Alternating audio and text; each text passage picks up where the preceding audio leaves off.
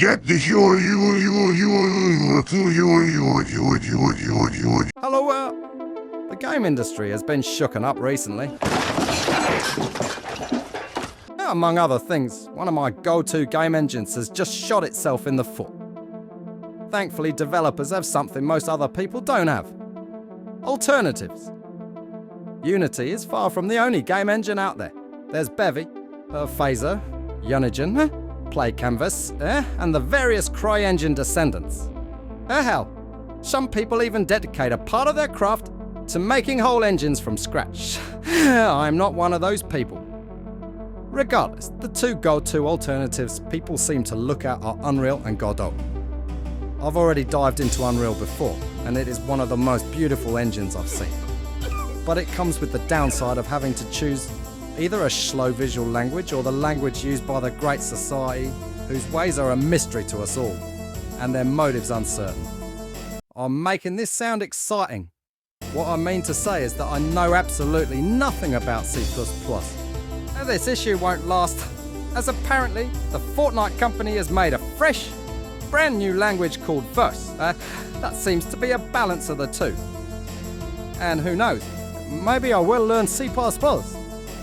For now though, I'm learning to use Godot, which uses its own language called GDScript, which is fairly easy to learn.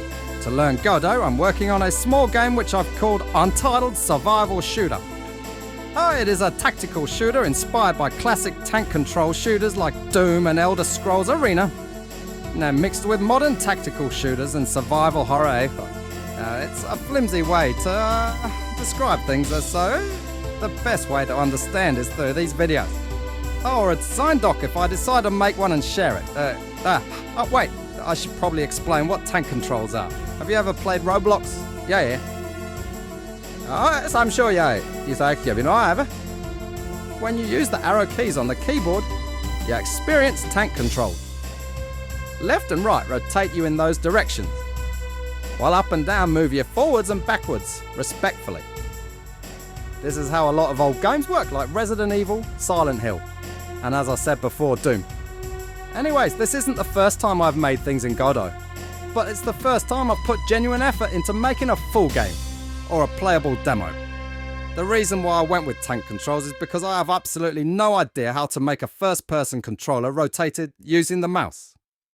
And I thought the use of tank controls would add more suspense to gameplay. Design. Besides the controls, the first-person rig works exactly as you'd expect. It's a capsule with physics. In the Godot engine, you use the move and slide function, which I've heard of before, but I think this is the first time I've used it. The player also has a point light attached to their head, the only light in the game right now. As for combat, I have nothing, but there is a gun. Guns in this game are essentially just sprites, like in Doom. The only gun I have in the game is a pistol, modelled after the Soviet Makarov pistol. The only remotely Makarov thing is the cute hammer on the back. Each gun has, as of now, only two dedicated sprites, one for an idle state and one for firing. I'll add reloading eventually. It adds to that suspense I was talking about earlier. For now though, it isn't my top priority. One difference these guns have from the ones in Doom is that they can move along the screen.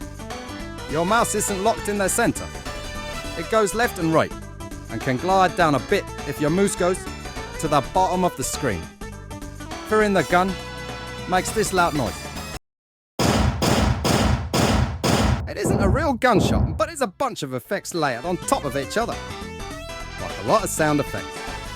The hurt sound for the player is made the same way, but doesn't have the convolver effect that makes the gunshot sound real. The health system is simple right now.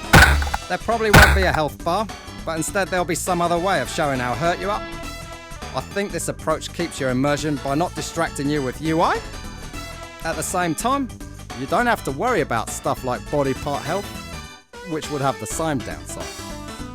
Still, health is represented as a number. The only way it's shown is, though, a console message.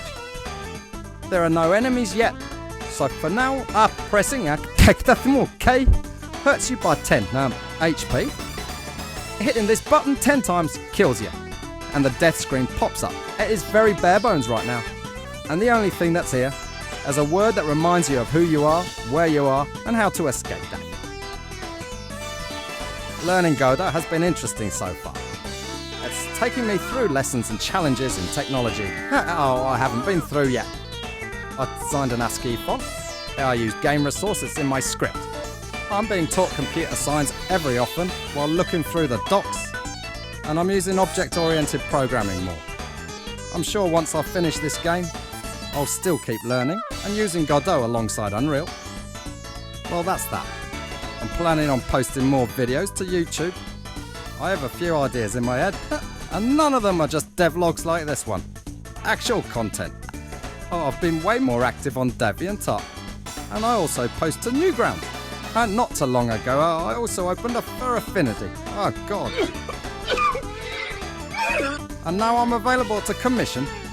If you have seen my art and are interested, all links are below. Good night. Thanks for watching.